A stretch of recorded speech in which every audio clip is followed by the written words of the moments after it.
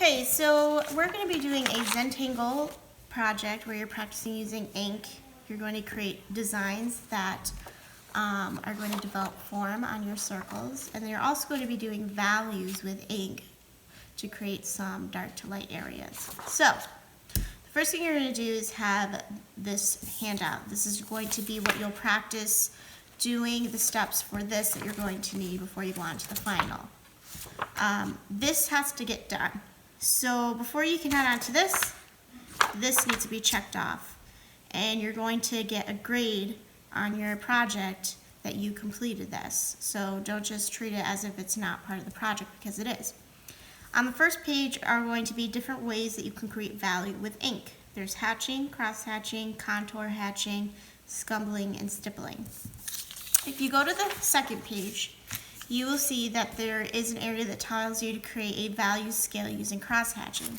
If you forget what that is, you can always flip the page over. Oh, look, it's right there.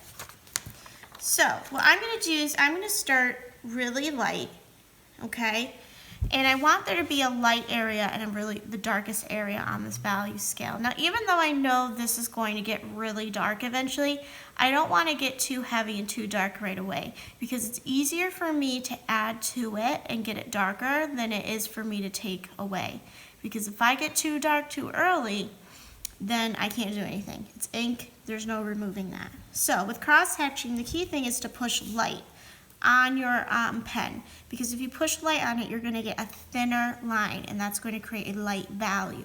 You also want to do less layers in your lightest area. The more layers you have, the darker it's going to appear. So I'm going to say this is my lightest and this is my darkest area. So I'm just going to start with angles that kind of go in this direction. Now I'm going to avoid really getting too much into that last box, because there really shouldn't be, it's the lightest point, there shouldn't be really much in there. So now that I've gone in, you can see I'm pushing really light. I'm going to continue to now go in the opposite direction. This is called cross-hatching.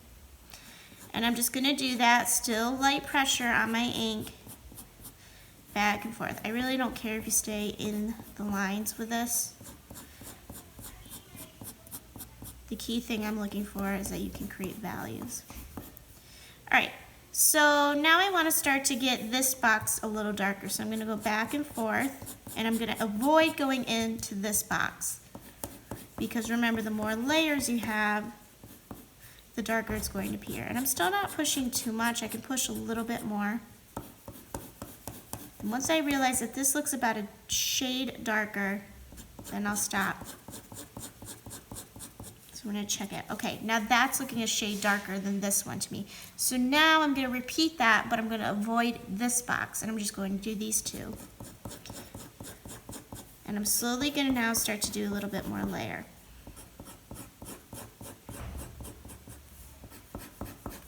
And once I realize this is about a shade darker than this one, I'll stop. Okay, so now that's looking about a shade darker than this one. I might do a couple more. Okay, now the last one is going to be just that. Then I'll start to add some more layers, and again, slowly a little more pressure. Now I have a feeling, nope, it's not dried out. Sometimes you have to check and make sure you're...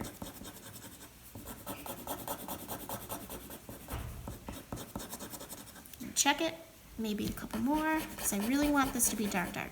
Almost as dark as I can get it. Good. So as you can see, the less layers I have and the lighter I pushed on my ink, the lighter I was able to get, the lighter value. Same thing in here, this is scumbling, so I'm going to start really light, and these are kind of like those little spirals. These are my favorite. And as you get lighter and lighter, you want them to be more spread out. You're going to do less and less. So now I'm going to go back, and I want to avoid this box. And I'm going to keep doing that until this looks about a shade darker than this one. But I'm going back and forth, so I'm getting all of them at the same time.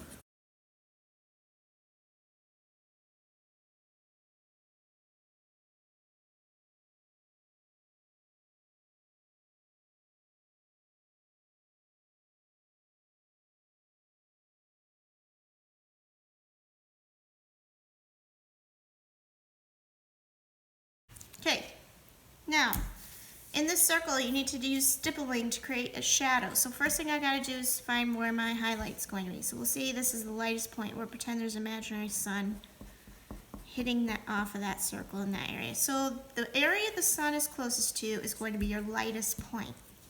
So again, with stippling, I'm just doing little dots. This does take a while.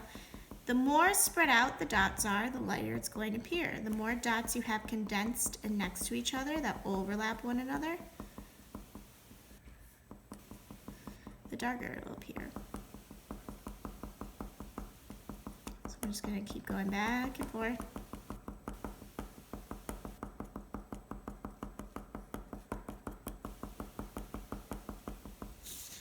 And once I get towards the edge, once I get a couple in there, now I'm going to avoid that area. So now I want to try to avoid the lightest area.